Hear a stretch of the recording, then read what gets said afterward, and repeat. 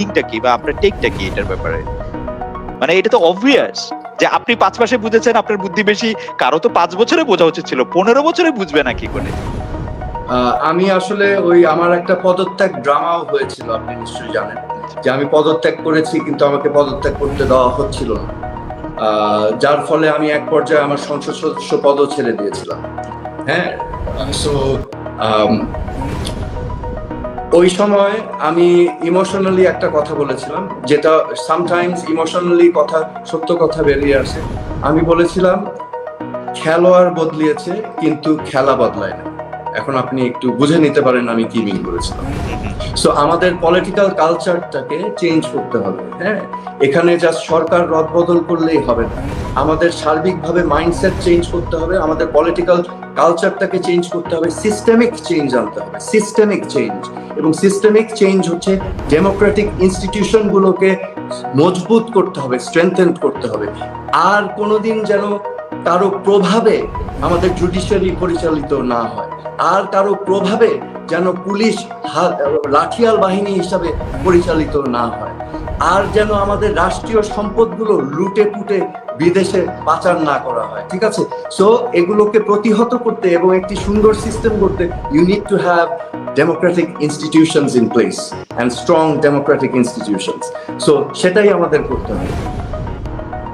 আপনি 15 বছর, যদি আমি ধরে নেই, এই 15 বছরের মধ্যে আপনি যখন দেখছিলেন যে অন্যায়গুলি বা এই সিস্টেমগুলি প্রতিনিয়ত ধ্বংস হচ্ছে, প্রফেসর আলী রিয়াজ একটা আপনার কথারই প্রায় প্রতিধ্বনি করেছিলেন এটা বলে যে এই 15 বছরে আমরা প্রতিষ্ঠানগুলিকে ধ্বংস হতে দেখেছি, ভেঙে পড়তে দেখেছি, শুধু একজন ব্যক্তিকে মহিমান্বিত করার জন্য বা একটি ব্যক্তির জায়গাটাকে আরো স্ট্রং করার জন্য। এখন ঘর সংসারে কোনো একটা সমস্যা হলেও আমরা শেখ হাসিনার কাছে যেতে দেখেছি, আমরা কোনো একটা সাধারণ পেটি ক্রাইম নিয়েও আমরা প্রধানমন্ত্রীকে হস্তক্ষেপ করতে দেখেছি।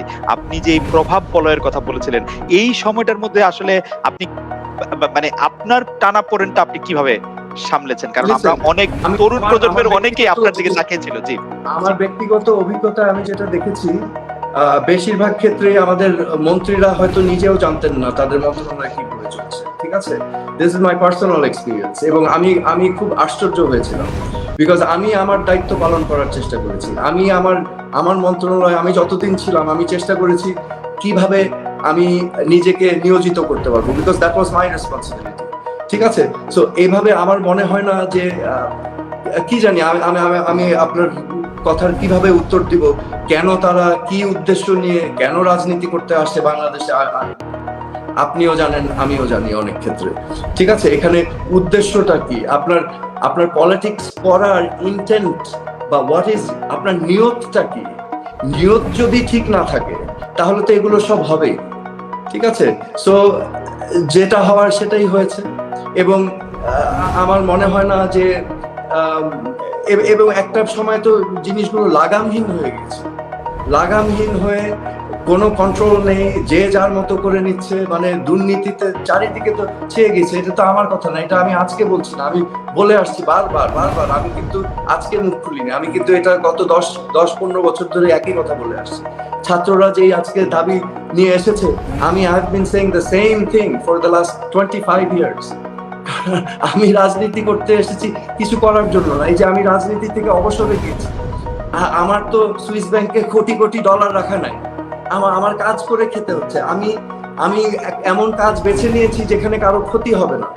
আমি স্বাস্থ্য নিয়ে আপনি উল্লেখ করেছিলেন, আমি এই জন্য বেছে নিয়েছিলাম যে ঠিক আছে, আমারও যেখানে প্যাশন আছে স্বাস্থ্য এবং কারণ আমি বিশ্বাস করি স্বাস্থ্যই হচ্ছে আমাদের সবকিছুর মূলে। তা আমি চেষ্টা করেছি হেলথ সেক্টরে কাজ করার জন্য, সচেতনতা সৃষ্টি করার জন্য। তো আমি সৎ পথে সৎভাবে পরিশ্রম করে বেঁচে থাকার চেষ্টা করেছি। হ্যাঁ, সো এখন আমি জানি না তাদের ইন্টেন্ট কি ছিল, তাদের নিয়ত কি ছিল, তারা কেন পলিটিক্সে এসেছে। নিয়ত ভালো, নিয়ত জনসেবা করতে আসলে তো এরকম হওয়ার কথা না, তাই না? আমার সাথে অনেক রাজনীতিবিদদের কথা হয়েছে নানা সময়ে, মানে আওয়ামী লীগ, বিএনপি, বাম রাজনীতিবিদ, তাদের অনেকেই বলেছেন যে পলিটিক্সটা এক্সট্রিমলি, যেটাকে বলা হচ্ছে যে খুব বেশি খরুচে ব্যাপার হয়ে গিয়েছে, যে এটা এতটাই টাকা পয়সা এতে দরকার যে এর মধ্যে দুর্নীতি না করে এটার মধ্যে কোনো কিছু হয়নি। আপনার বোন আমাদের সিমিন আপা উনি ক্যাবিনেটে ছিলেন, উনি সংসদ সদস্য হয়েছেন, তার হয়ে নির্বাচন করতে হচ্ছে আমাদের আপনাকে। সেইটার ক্ষেত্রে কি আসলে অনেক বেশি টাকা দরকার বাংলাদেশের রাজনীতি করার জন্য? অনেকেই যেটি বলে থাকেন যে যেহেতু পলিটিক্স করতে টাকা দরকার, যেহেতু তার কনস্টিটিউয়েন্সিতে তার মানুষের জন্য অনেক কিছু করার দরকার, সেই জন্য তাকে কিছুটা দুর্নীতি করতেই হচ্ছে, কারণ সে তো আর বাড়ি থেকে টাকা এনে দিবে না, বা এটা অনেকের থাকেও না। No, again, আমরা তো ঘুরে ফিরে ওই সিস্টেমের দিকে যাচ্ছি না, because the system is corrupted, because আপনার সিস্টেমটা ধসে পড়েছে, এই জন্য আপনার টাকা খরচ করতে হচ্ছে। আমি অন্যদেরটা বলবো না, আমি 2 বার নির্বাচন করেছি, জানেন আমার নিজের পকেট থেকে কত টাকা খরচ করেছি? শূন্য। কারণ আমার এলাকার মানুষ, আমার জনগণ, তারাই কিন্তু বিভিন্ন জায়গায় ফান্ড রেজিং করে, তারা তাদের মতো করে চাঁদা নিয়ে তাদের নিজের পকেট থেকে দিয়ে গেট সাজিয়েছে, যা যা করেছে তারা করেছে। আমি তো কোনো টাকা খরচ করিনি। হ্যাঁ, সো আমার কাছে তো আশ্চর্য লাগতো যে আমি শুনছি যে 100 কোটি টাকা 200 কোটি টাকা খরচ করছে নির্বাচনে। আমার জন্য এটা আশ্চর্যজনক ছিল যে এরা কি বলছেটা কি, ওয়াই? সো এই যে টাকা খরচ করতে হবে, দ্যাট ইজ আমাদের সিস্টেমের সমস্যা। এখানে কেন টাকা খরচ করতে হবে? ইলেকশন ক্যাম্পেইন, আচ্ছা আপনার তো নিশ্চয়ই মনে আছে 2008 সালে নির্বাচনের আগে কিন্তু একটা প্রপোজাল ছিল, right? Reform proposal, electoral reforms, right? Do you remember? Right, yeah. ওইটা বাস্তবায়ন করলে তো এগুলো হতো না, you wouldn't need money for election. তো কেন হয় নাই বাস্তবায়ন?